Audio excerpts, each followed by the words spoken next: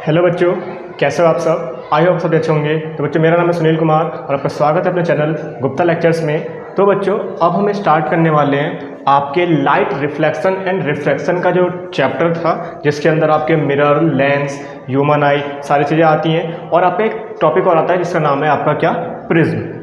Prism भी आपका light से रिलेटेड ही आपका एक चैप्टर है, उसी का एक पार्ट है जो हम ह्यूमन आई के बाद हम कंटिन्यू करने वाले हैं। तो बाकी के सारे वीडियोस आप जाकर देख सकते हैं, डिस्क्रिप्शन में उसका लिंक मिल जाएगा आपको। ठीक है, तो आज हम स्टार्ट करने वाले हैं प्रिज्म वाले टॉपिक को, और इसको हम आज एक ही चैप्टर, इसी वीडियो में इस चैप्टर को हम खत्म करेंगे। ठीक है, अच्छे से समझेंगे इस प्रिज्म को। चलिए हम वीडियो को स्टार्ट करते हैं। तो बच्चों, देखते हैं हमारे टॉपिक का नाम क्या है। टॉपिक का नाम है आपका रिफ्रैक्शन थ्रू अ प्रिज्म, यानी एक प्रिज्म की हेल्प से आपका रिफ्रैक्शन कैसे होता है लाइट का, कैसे लाइट बेंड होती है, कैसे नहीं होती हैं, उसके बारे में हम डिस्कस करने वाले हैं। ठीक है, जैसे आपको स्क्रीन पे एक पिक्चर दिख रही होगी, ये पिक्चर आपकी किसकी है, देखो प्रिज्म है। ये क्या है, एक प्रिज्म है। तो ये प्रिज्म का आप देख रहे हो, प्रिज्म ऐसा होता है। लेकिन अगर मुझे बुक में बनाना है, डायग्राम बनाना, रिफ्रैक्शन देखना है, तो अगर मैं इसके सामने वाले पार्ट को देखूँ तो आपको एक ट्रायंगल शेप जैसा दिख रहा होगा। कैसा दिख रहा होगा, ट्रायंगल शेप जैसा। मैं आपको बताता हूँ कि इसका डायग्राम होता कैसे। जैसे मान लो मेरे पास ये बुक है, ठीक है। इस बुक को अगर मैं ऐसे ओपन कर दूँ, थोड़ा सा मैंने ऐसे ट्रायंगल शेप में बना दिया, ठीक है। तो अगर मैं ऐसे ओपन कर दूँ जैसे ये, तो ये पूरा का पूरा जो शेप बनता है ना ऐसे, ये आपका प्रिज्म का ही होता है, जैसे आपका पिक्चर पर दिख रहा था। ठीक है, तो अगर मैं ध्यान से इसके सामने वाले पार्ट को देखूँ, यहाँ पे अगर इसके सामने वाले पार्ट को देखूँ, तो क्या आपका एक ट्रायंगल नहीं दिख रहा। तो हम सामने से तो रिफ्रैक्शन होगा, लाइट हम सामने से किसी भी चीज़ को देखेंगे तो पीछे का तो दिखाई नहीं देगा। जब 2D शेप बनाएंगे तो क्या दिख रहा है आपको, एक ट्रायंगल दिख रहा है। ठीक है, तो इस ट्रायंगल का यूज़ करके हम इसे क्या मान लेंगे कि एक प्रिज्म है, और हम रिफ्रैक्शन वाले को क्या करेंगे, हम कंटिन्यू करेंगे। ठीक है, तो देखते हैं हमारा क्या करना है इसमें, कि आपको क्या लेना है, एक प्रिज्म लेना है। तो हम एक प्रिज्म ले लेते हैं। ये हो गया आपका प्रिज्म। ठीक है, अब प्रिज्म में होगा क्या कि देखो, एक सरफेस तो ये रहा, दूसरा सरफेस ये रहा, यानी बुक के पीछे का हिस्सा था, तो एक सरफेस ये रहा, दूसरा सरफेस ये था। ठीक है, तो क्या होता है, लाइट की रेज आपकी यहाँ से इंसिडेंट होती है पहले सरफेस पे। ठीक है, ये आपका इंसिडेंट रे होता है। लाइट की रे क्या हो रही है, यहाँ पे इंसिडेंट हो रही है। तो अगर मैं देखूँ तो बाहर क्या है, एयर, और ये किस चीज़ का बना हुआ है, ग्लास का। ठीक है, तो एयर आपका काम करेगा रेयर मीडियम का, और ग्लास आपका काम करेगा डेंसर मीडियम का। राइट, तो लाइट जो है आपकी रेयर मीडियम से डेंसर मीडियम में एंटर कर रही है। तो हमें पता है कि हमने रिफ्रैक्शन वाले टॉपिक में पढ़ा था, आपने पढ़ा होगा कि जब भी कोई लाइट की रे रेयर मीडियम से डेंसर मीडियम में एंटर करती है तो नॉर्मल की तरफ क्या हो जाती है, वो बेंड हो जाती है। नॉर्मल की तरफ क्या हो जाती है, बेंड हो जाती है, स्ट्रेट ना जाके नॉर्मल की तरफ बेंड हो जाती है। ठीक है, तो यहाँ पे नॉर्मल क्या होगा, यहाँ पे इंसिडेंट हुआ, तो इस इंसिडेंट पॉइंट पे हम एक नॉर्मल ड्रॉ कर सकते हैं। ये हो गया नॉर्मल, इसको ले लो N1, नॉर्मल 1। ठीक है, तो इसे जाना तो चाहिए ऐसे स्ट्रेट, ऐसे स्ट्रेट जाना चाहिए। देखो ऐसे जाना चाहिए था, लेकिन स्ट्रेट ना, क्या हो जाएगा, नॉर्मल की तरफ बेंड हो जाएगी, और नॉर्मल की तरफ जैसे ही बेंड होती है तो ये हो गई बेंड, और ऐसे इसका क्या हो जाएगा, ये आगे पाथ पे फॉलो करेगी। ठीक है, यहाँ तक, यानी लाइट की रे आपकी इंसिडेंट हुई यहाँ पे, और यह क्या हुआ, रेयर मीडियम से डेंसर मीडियम में जा रही है, तो नॉर्मल की तरफ हो गई बेंड, तो ये हो गई बेंड हो गई। अब जैसे यहाँ से ट्रैवल करते हुए इस वाले सरफेस पे पहुँचेगी, तो इसका दोबारा से रिफ्रैक्शन होगा। क्या होगा, दोबारा से इसका क्या होगा, रिफ्रैक्शन। और यहाँ पे जहाँ पे इंसिडेंट हो रहा, अगर मैं यहाँ पे भी अगर एक नॉर्मल पॉइंट खींच दूँ, यहाँ पे देखो ये, ठीक है, तो अब क्या हो रहा है कि डेंसर से रेयर मीडियम में एंटर कर रही है, डेंजर से रेयर मीडियम। हमें पता है कि डेंजर से रेयर मीडियम में जाती है तो नॉर्मल से बेंड अवे, मतलब नॉर्मल से दूर हटती है। तो इसके लिए नॉर्मल क्या है, ये, तो इसे जाना तो चाहिए ऐसे स्ट्रेट, तो नॉर्मल से दूर हटेगी, तो क्या होगा, ये ऐसे बेंड हो जाएगी। ठीक है, तो यही आपका क्या कहलाता है, रिफ्रैक्शन थ्रू अ प्रिज्म, यानी आपकी एक लाइट की रे जानी चाहिए थी ऐसे, लेकिन प्रिज्म की हेल्प से वो क्या हो गई, यहाँ तक डाइवर्ज हो गई, यहाँ तक क्या हो गई, डाइवर्ज हो गई। ठीक है, नाम आप देना चाहो दे सकते हो, जैसे ये P, ये Q हो गया, ये R हो गया, ये S हो गया। ठीक है, नॉर्मल और इंसिडेंट रे के बीच में आपका जो एंगल बनता है वो आपका एंगल I हो गया। ठीक है, नॉर्मल और रिफ्रैक्टेड रे के बीच में बनेगा वो R हो जाएगा। इसको हम बोल देंगे E मतलब होता है इमर्जेंट रे। इमर्जेंट का मतलब ये हो गया कि 2 बार रिफ्रैक्शन हो गया, तो टोटल आपका जो रिफ्रैक्शन है उसको बोल देंगे हम इमर्जेंट रे। ठीक है, ये हो गया आपका प्रिज्म, एंगल ऑफ प्रिज्म, इसे बोलते हैं A।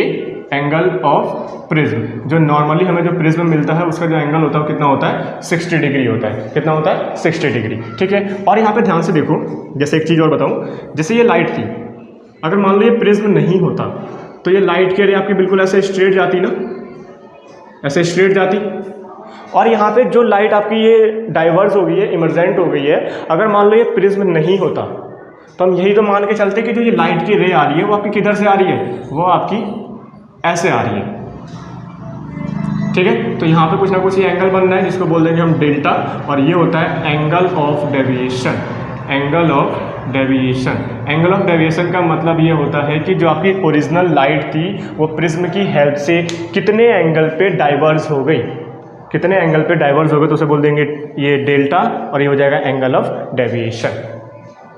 ठीक है, तो ये था आपका क्या, रिफ्रैक्शन थ्रू अ प्रिज्म। तो बच्चों नेक्स्ट टॉपिक देखते हैं। नेक्स्ट टॉपिक प्रिज्म क्या है आपका, dispersion of white light by a glass prism. Dispersion of white light, white light का मतलब होता है जो आपकी नॉर्मल लाइट होती है, टॉर्च की, सन की, जो भी आपकी लाइट है उसे हम बोलते हैं वाइट लाइट। यानी आपका एक सिंगल वाइट लाइट है, उसका ग्लास की हेल्प से डिस्पर्जन।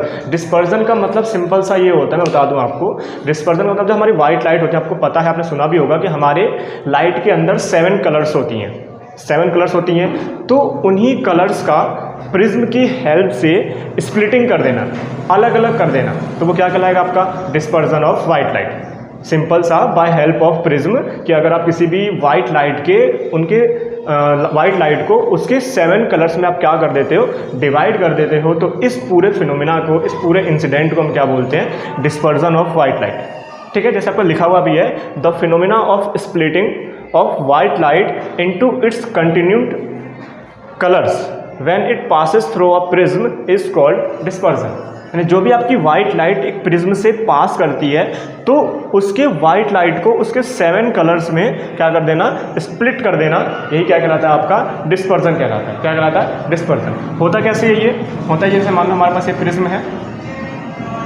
ये हम एक प्रिज्म ले लेते हैं, आपकी यहाँ से एक लाइट जा रही है, ठीक है, वाइट लाइट, तो अकॉर्डिंग टू प्रिज्म क्या हमने बताया था कि जो हमने रिफ्रैक्शन पढ़ा था, तो रिफ्रैक्ट होगा और यहाँ से क्या होती है, अपने 7 कलर्स में डिवाइड हो जाती है, 1 2 3 4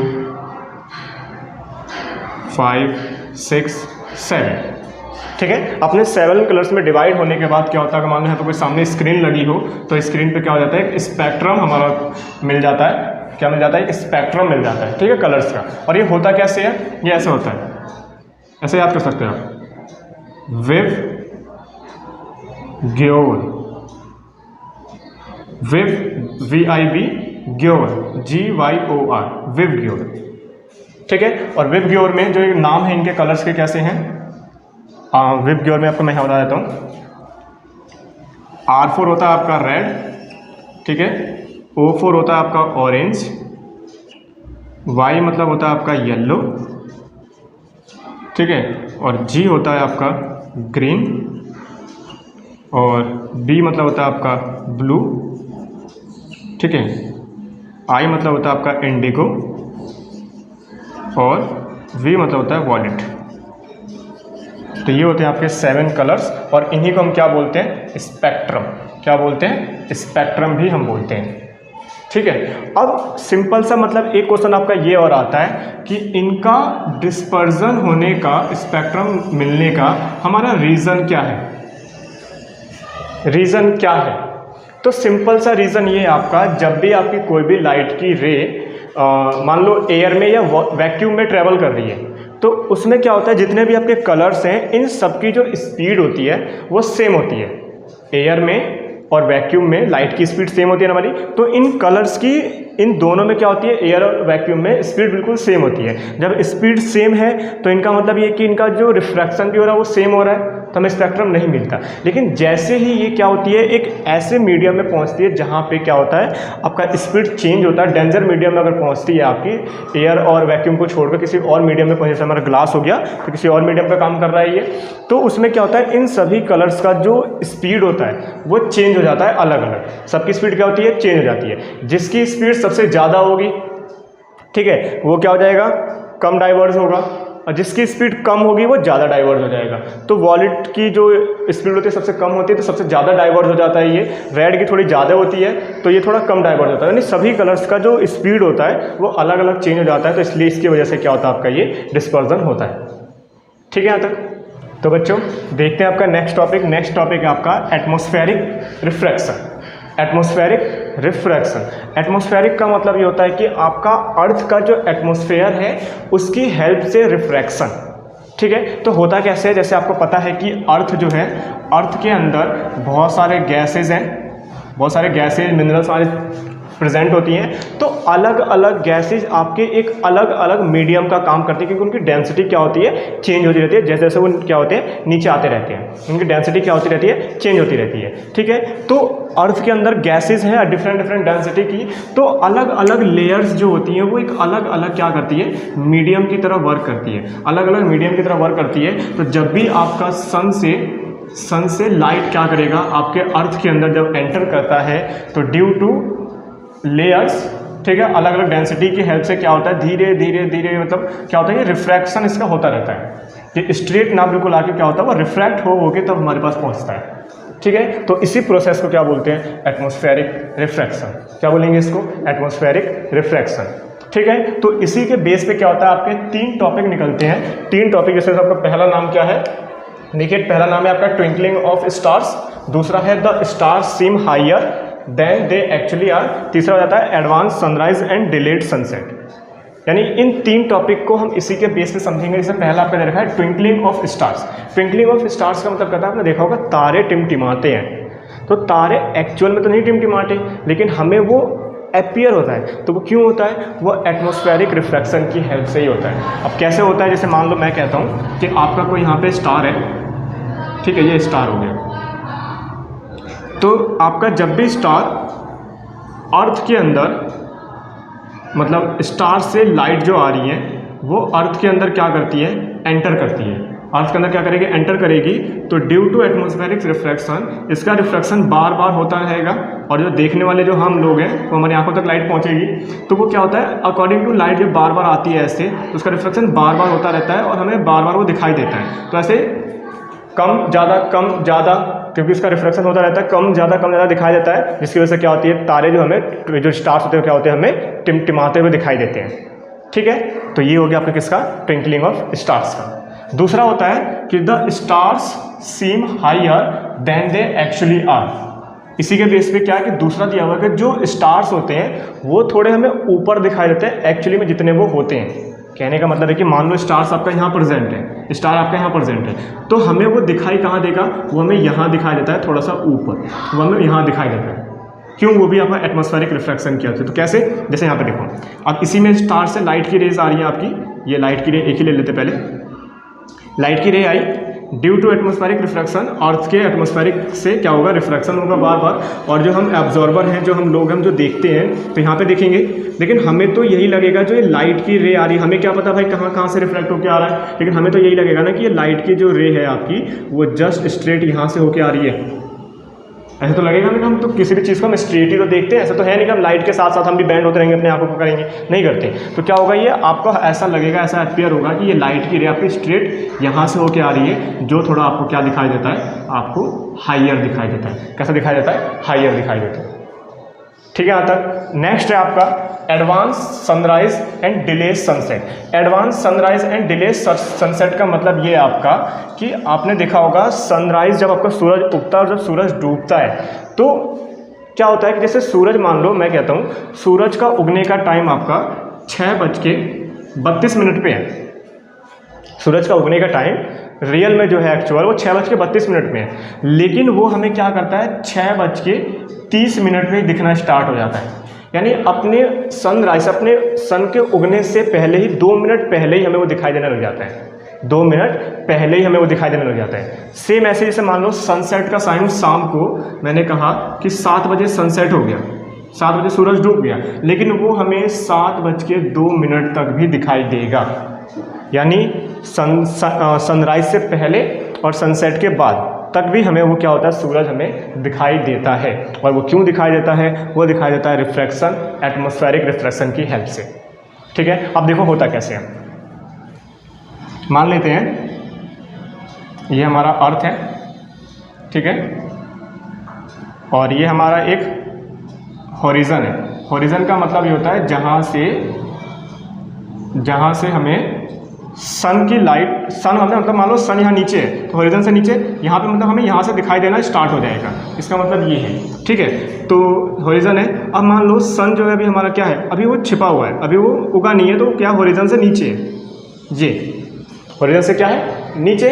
तो जब ये सन की लाइट आपके अर्थ के अंदर एंटर करेगी, ठीक है, तो ड्यू टू एटमॉस्फेरिक रिफ्रैक्शन क्या होगा, इसका रिफ्रैक्शन हो जाएगा, इसका क्या हो जाएगा, ऐसे रिफ्रैक्शन हो जाएगा इधर के साइड, नीचे के साइड। तो ये ऑब्जर्वर यहाँ पे है ना, हम जो देखने वाले यहाँ पे ऑब्जर्वर है, तो अगर हम यहाँ पे इसे देख रहे हैं तो ये हमें तो ऐसे लगेगा कि ये लाइट की रे जो है वो यहाँ से होके आ रही है ऐसे। तो यहाँ पे हमें जो सन का जो इमेज दिखाई देगा वो कहाँ दिखाई देगा, वो हमें यहाँ दिखाई देगा। आई थिंक आपको समझ में आ रहा होगा क्या कहना चाह रहा हूँ, कि जब भी आपका सन हॉरिजन से नीचे हुआ तो यहाँ पे है, सन की लाइट गई, ड्यू टू एटमॉस्फेरिक रिफ्रैक्शन क्या होगा, वो नीचे की तरफ बेंड हो जाती है। लाइट क्या होती है, एटमॉस्फेरिक रिफ्रैक्शन की हेल्प से नीचे की तरफ और बेंड होती जाती है, क्योंकि डेंसिटी बढ़ती जाती है हमारी, ठीक है। तो बेंड हुई, यहाँ तक पहुँचा, हम ऑब्जर्वर जो हम इंसान है, जो हम एनिमल्स जो भी चीज़ें हैं, वो सन को देखेंगे तो हमें तो ये लगेगा ना कि वो स्ट्रेट यहाँ से होके आ रही है, तो यहाँ पे दिखाई देगा हमें हॉरिजन से ऊपर दिखाई देता है। और इनके बीच में जो गैप होता है कितने का, 2 मिनट्स का होता है, 2 मिनट पहले ही हमें वो दिखाई देने लग जाता है। आई होप आपको समझ में आ रहा होगा। यहाँ से हो गया सनराइज का, सेम एज इट इज ऐसी आप यहाँ पे कर सकते हो कि मान लो आपका अर्थ, अब सूरज डूब रहा है, डूबने का मतलब क्या है कि वो हॉरिजन से नीचे आ गया, डूब गया, सनसेट हो गया उसका, ठीक है। तो यहाँ से जब लाइट जब आई यहाँ पे, तो सेम वही चीज़ कि क्या हो गई, रिफ्रैक्ट हो गई यहाँ पे, और ऑब्जर्वर होगा वो उसको तो ऐसे ही लगेगा जैसे यहाँ पे अभी सन है, तो सन उनको यहाँ दिखाई देगा, यानी डूबने के 2 मिनट बाद तक भी हमें क्या होता है, सन दिखाई देता है, ठीक है। तो ये है आपका टॉपिक किसके बेस पे, एटमॉस्फेरिक रिफ्रैक्शन के बेस पे। तो बच्चों देखते हैं आपका नेक्स्ट टॉपिक है, लास्ट टॉपिक आपका प्रिज्म का, क्या देवा है, scattering of light. Scattering of light का मतलब होता है लाइट का फैलना, यानी आपकी लाइट होती है कैसे स्कैटर हो जाती है, कैसे फैल जाती हैं, उनके जो कलर्स होते हैं 7 कलर्स, वो कैसे कैसे फैल जाते हैं, उसके बेस पे हम बात करेंगे। तो होता क्या है, देखो जब भी आपका कोई भी सन से आपकी लाइट की रे जब अर्थ के अंदर एंटर करती है, तो अर्थ क्या करता है, अलग अलग मीडियम की तरह वर्क करता है, अलग अलग मीडियम की तरह, और एक क्या करता है, एक प्रिज्म की तरह काम करता है। किसकी तरह काम करता है, एक प्रिज्म की तरह काम करता है, ठीक है। अब प्रिज्म की तरह काम करेगा तो इसका मतलब लाइट की रेज जब यहाँ से आ रही हैं तो इसकी लाइट क्या होती है, 7 कलर्स में डिवाइड हो जाती हैं, सारी की सारी 7 कलर्स में क्या होती है, डिवाइड हो जाती है। क्यों होती है, क्योंकि आपको पता है अर्थ के अंदर बहुत सारे गैसेस, पार्टिकल्स, मिनरल्स, ये सारी चीज़ें होती है। तो जैसे इस पर क्या करते हैं, स्ट्राइक करती है आपकी लाइट, तो क्या हो जाती है, स्ट्राइक करते ही वो स्कैटर हो जाती हैं। जितने भी लाइट्स होती हैं 7 कलर्स का होती हैं, वो स्कैटर हो जाती हैं। क्यों, क्योंकि इसके अंदर पार्टिकल्स, मिनरल्स, मतलब धूल के कण जितने भी होते हैं, सारी चीज़ें आपके मिली होती हैं इसके अंदर।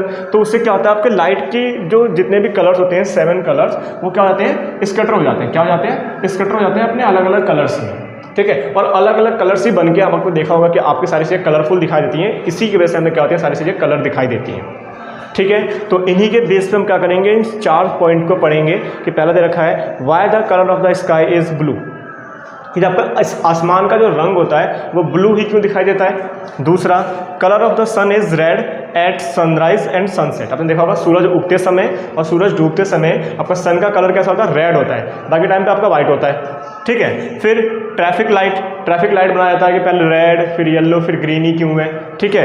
Red for danger. आपने देखा किसी भी डेंजर के लिए हम क्या करते हैं, रेड कलर का यूज़ करते हैं, कि रेड साइन एक डेंजर का यूज़ मतलब होता है, वो शो करता है, ठीक है। तो इन सभी क्वेश्चंस का आपका जो आंसर है वो इसी के बेस पे है, स्कैटरिंग ऑफ लाइट के बेस पे, ठीक है। फर्स्ट क्वेश्चन देखते हैं। फर्स्ट है आपका, why the colour of sky is blue.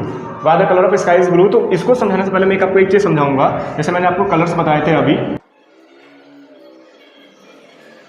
ये कलर्स है आपके 7 कलर्स। तो होता क्या है कि जो आपका रेड कलर होता है, तो इसमें जो स्कैटरिंग पावर होती है वो स्कैटरिंग पावर ऐसे होती है, इंक्रीजिंग टर्म आपका ये हो गया। स्कैटरिंग पावर कैसे होगी कि रेड का सबसे कम होता है, उससे ज़्यादा फिर ऑरेंज का होता है, उससे ज़्यादा येलो, फिर ग्रीन, फिर ब्लू, फिर इंडिगो, फिर वॉयलेट। जो सबसे ज़्यादा स्कैटरिंग पावर होती है किसकी होती है? वॉयलेट की होती है। किसकी होती है? वॉयलेट की होती है। यानी जो सबसे ज़्यादा पार्टिकल्स पे स्ट्राइक करके एटमॉस्फेयर के अर्थ के सबसे ज़्यादा स्ट्राइक कौन सा, मतलब कौन सा सबसे ज़्यादा स्कैटर हो जाता है? आपका वॉयलेट हो जाता है। ठीक है, फिर उसके बाद इंडिगो, फिर उससे कम ब्लू, फिर उससे कम ग्रीन, फिर उससे कम येलो, फिर उससे कम ऑरेंज, फिर उससे कम रेड। ठीक है, यानी ये सबसे कम स्कैटर होता है। सबसे कम स्कैटर का मतलब क्या हुआ? देखो, ये सबसे कम स्कैटर हो रहा है, मतलब वो स्ट्राइक करके फैल नहीं रहा, कम से कम फैलने की इसके अंदर पावर होती है स्कैटर होने की। तो कहने का मतलब क्या है कि जो आपका रेड जो है वो डिस्टेंस ट्रेवल करने के लिए अब इंक्रीजिंग पावर ऐसे हो जाएगी। डिस्टेंस ट्रेवल करने की पावर कैसे हो जाएगी? ऐसे कि जो सबसे ज़्यादा डिस्टेंस जो ट्रेवल करेगा फिर कौन सा करेगा? रेड, क्योंकि इसकी स्कैटरिंग पावर कम है। जब ये फैलेगा ही नहीं ज़्यादा तो ज़्यादा दूर तक जाएगा। तो इसका मतलब क्या है कि इसके डिस्टेंस ट्रैवल करने की पावर किसकी ज़्यादा होगी? रेड की ज़्यादा होती है। फिर इससे कम ये, फिर ये सबसे कम किसकी होती है? वॉयलेट की होती है। ठीक है, तो इसी के बेस पे हम इसको समझाएंगे कि आपका स्काई का जो कलर होता है वो ब्लू क्यों होता है। क्यों? क्योंकि जब भी आपके अर्थ के अंदर सन से लाइट की रेज एंटर करेगी तो due to scattering of light आपके सभी लाइट का क्या होगा? स्कैटर होगा, सभी लाइट का स्कैटर होगा। लेकिन आपका वॉयलेट, इंडिगो और ब्लू, ये तीन कलर ऐसे होते हैं जिनकी स्कैटरिंग पावर लगभग क्या होती है? इक्वल होती है। लगभग क्या होती है? इक्वल होती है। तो ये तीनों कलर क्या होती हैं? हमारे पूरे अर्थ के अंदर फैल जाती हैं और ये तीनों कलर मिलके ही हमारे पास एक कलर बनाती हैं जिसका नाम होता है स्काई ब्लू। तो ये तीनों ही कलर मिलकर क्या बनाती हैं? आपके स्काई ब्लू बनाती हैं। वॉयलेट, इंडिगो और ब्लू मिलकर क्या बनाती है? Sky blue. क्योंकि इनकी पावर लगभग स्कैटरिंग की सेम होती है तो तीनों ही कलर बराबर इक्वल में क्या होते हैं? पूरे हमारे अर्थ के अंदर क्या होते हैं? फैल जाती हैं। ठीक है, जिससे हमारे आसमान का रंग क्या होता है? नीला हमें दिखाई देता है। ठीक है, ये आपका आंसर हो गया। दूसरा है आपका colour of sun is red at sunrise and sunset. Sunrise और सनसेट के समय जो सूरज का जो कलर होता है वो रेड ही क्यों होता है? रेड ही क्यों होता है? तो इसका सबसे बड़ा आंसर अभी मैंने बताया था कि रेड जो होता है कम से कम स्कैटर होता है और ज़्यादा से ज़्यादा डिस्टेंस ट्रैवल कर सकता है। ठीक है, तो रेड क्या होगा? कम से कम स्कैटर होता है और ज़्यादा से ज़्यादा आपका डिस्टेंस ट्रैवल कर सकता है। तो उसी कॉन्सेप्ट का यूज़ करके हम क्या करेंगे? क्वेश्चन नंबर 2 को हम समझेंगे। देखिए कैसे। अब देखिए, अब मैं आपसे अगर पूछूं कि जो आपका जो अर्थ है, अर्थ का जो शेप होता है वो कैसा है? सर्कल है, कैसा है? तो सर्कल ना होकर कैसा होता है? ओवल टाइप में होता है ना, ऐसे एग टाइप में। ठीक है, यानी यहाँ से थोड़ा सा निकला होता है और बाहर से ऊपर थोड़ा चपटा सा होता है। ठीक है, तो ये हो गया आपका ईस्ट और ये हो गया आपका वेस्ट। यानी यहाँ से आपका सनराइज होगा, यहाँ से आपका सनसेट होगा। तो जैसे मान लो सनराइज हो रहा है तो सूरज यहाँ पे है। ठीक है, यहाँ से सन की लाइट निकली तो जैसे आपका एटमॉस्फेयर के अंदर एंटर करेगा तो ड्यू टू पार्टिकल्स लाइट का क्या हो जाएगा? स्कैटरिंग ऑफ लाइट का प्रोसेस कंप्लीट होगा। तो जितने भी आपके 7 कलर्स थे उन 7 कलर्स में से जो नीचे से जो पावर है सबसे ज़्यादा होती है ना फैलने की, तो सारे कलर्स फैलते जाएंगे। रेड कलर एक ऐसा कलर होता है जिसकी स्कैटरिंग पावर सबसे कम होती है और वो ज़्यादा डिस्टेंस तक ट्रेवल कर सकता है। तो हमारी आंखों तक जो हम ऑब्जर्वर है, हमारी आंखों तक पहुँचते पहुँचते जो कलर पहुँचता है वो कौन सा पहुँचता है? रेड। क्योंकि वो सारे कलर क्या होते हैं? इससे पहले क्या होती हैं? पूरे हमारे अर्थ के अंदर क्या हो जाती हैं? फैल जाती हैं। ठीक है, किसी ना किसी रूप में। तो जो हमारा रेड होता है वही हमारी आंखों तक पहुंचता है, जिससे हमें सन का जो कलर होता है वो कैसा दिखाई देता है? रेड दिखाई देता है। कैसा दिखाई देता है? रेड दिखाई देता है। सेम वही प्रोसेस आपका यहाँ पे कि सनसेट का समय भी क्या होगा? यहाँ पे है, इससे ज़्यादा मतलब अकॉर्डिंग टू दिस हमें यहाँ पे डिस्टेंस ज़्यादा ट्रैवल करना पड़ रहा है साइड में। तो यहाँ तक हमें कौन सा कलर पहुँच रहा है? रेड। तो इसलिए हमें क्या होता है? सनसेट और सनराइज के समय में रेड दिखाई देता है। यहाँ पे क्या होता है? यहाँ पे इक्वल डिस्टेंस होता है तो सारी चीज़ें सेम उस पर पहुँचती है हमारी, और हमें कैसा दिखाई देता है? सन हमें वाइट दिखाई देता है। ठीक है, सारे कलर्स एक साथ पहुंचते हैं, मतलब स्कैटरिंग पावर ज़्यादा अच्छे से मतलब होती है लेकिन कम होती है क्योंकि वहाँ पे डिस्टेंस हमें कम ट्रैवल करना पड़ रहा है। तो सारे कलर्स पहुँचते हैं, सारे कलर मिलकर क्या बनाते हैं? वाइट लाइट बनाते हैं, इसलिए हमें वाइट दिखाई देता है। ठीक है, दूसरा कलर होता है ट्रैफिक लाइट। ट्रैफिक लाइट के अंदर आपने देखा होगा 3 कलर्स होती हैं। ठीक है, red, yellow and green. Red, yellow और ग्रीन। और आपको पता है कि जैसे अभी हमने स्पेक्ट्रम देखा था, जो क्या होता है? ये होता है ना। तो आप देखोगे रेड ले लिया, येलो ले लिया, ग्रीन ले लिया, लेकिन उन्होंने ऑरेंज नहीं लिया। ऑरेंज नहीं लिया। क्यों नहीं लिया ऑरेंज? क्योंकि ऑरेंज और रेड इनकी जो पावर होती है, स्कैटरिंग पावर, वो लगभग सेम होती है। और किसी किसी को आपने देखा होगा डिफेक्ट ऑफ आइज़ में कि हमें क्या होता है, कलर्स कुछ कुछ ऐसे होते हैं जो थोड़े बहुत सेम से होते हैं, वो हमें एक जैसे दिखाई देते हैं। रेड और ऑरेंज कभी कभी क्या होता है किसी इंसान को बिल्कुल एक जैसा दिखाई देता है दूर से, तो इसी वजह से क्या हुआ, हमने ऑरेंज कलर को नहीं लिया क्योंकि रेड और ऑरेंज एक जैसा दिखाई देता है, और इसलिए हमने क्या कर दिया, इसको स्किप करके हमने क्या लिया, येलो और ग्रीन लिया है। क्योंकि रेड की जो स्कैटरिंग पावर होती है सबसे क्या होती है, कम होती है और ज़्यादा डिस्टेंस तक ट्रैवल कर सकता है। तो कोई पर्सन अगर दूर से भी आ रहा हो तो वो रेड कलर को देख सकता है, उसे पता चल जाएगा कि हाँ रेड कलर है, हमें क्या है, रुकना है, अपनी स्पीड को कम करना है, जो हम व्हीकल चलाते हैं ट्रैफिक लाइट, ठीक है, उस पर। तो इसलिए क्या होता है, रेड कलर ऊपर, फिर क्या होता है आपका येलो, फिर होता है आपका ग्रीन, ठीक है। ये कलर्स ऐसी होती हैं तीनें जिनकी स्कैटरिंग पावर क्या होती है, कम होती है। ये ज़्यादातर ज़्यादा डिस्टेंस तक ट्रैवल कर सकते हैं और हमें दूर से दिखाई देता है। तो देखा होगा येलो टैक्सी में यूज़ होता है क्योंकि येलो कलर हमारी आंखों तक बहुत जल्दी पहुँचता है, उसे हम जल्दी कैच कर पाते हैं, ठीक है। तो रेड, येलो और ग्रीन ऐसा होता है। फिर रेड फॉर डेंजर, कि डेंजर के लिए रेड ही क्यों यूज़ होता है, वही चीज़ कि रेड कलर क्या होता है, स्कैटरिंग पावर इसकी कम होगी, डिस्टेंस ज़्यादा दूर तक ट्रैवल कर सकता है। तो कहीं चीज़ कोई डेंजर है, कोई खतरनाक चीज़ है, कोई पर्सन अगर आ रहा है, कुछ भी आ रहा है, वो दूर से देख के पहचान सकता है कि हम वहाँ पे खतरा है,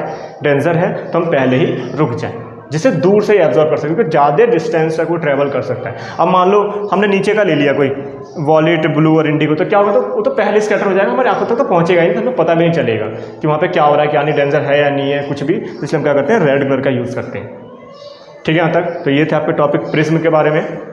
तो बच्चों अब आपका जो चैप्टर होता है पूरा का पूरा लाइट का जो आपका चैप्टर है यहाँ पे होता है डी एंड, ठीक है। जितने भी वीडियोस आपको डिस्क्रिप्शन में मिल जाएंगे, उसका पूरा प्लेलिस्ट का आपका लिंक दिया हुआ है। अलग अलग टॉपिक को मैंने बिल्कुल ब्रीफ में एक्सप्लेन किया है, आप चाहे शुरू से देखें। और ये बहुत ही ज़्यादा इंपॉर्टेंट टॉपिक है पूरा, क्योंकि इसके अंदर बहुत सारे टॉपिक्स आते हैं। जैसे आपका लाइट के बारे में पता करना है, फिर आपका मिरर पढ़ना होता है, फिर लेंस पढ़ना होता है, ठीक है। फिर आपको ह्यूमन आई के बारे में पढ़ना होता है, ह्यूमन आई से बहुत सारे क्वेश्चन बनते हैं, उसके डिफेक्ट होती हैं, जो मैंने अभी हाल ही में आपको मैंने पढ़ाया, आप देख सकते हैं, ठीक है। अभी आपका ये प्रिज्म हो गया, तो ये सभी के सभी किसके अंदर आते हैं, लाइट के अंदर ही आपके टॉपिक्स आते हैं। तब आपका होता है टॉपिक यहाँ पे खत्म।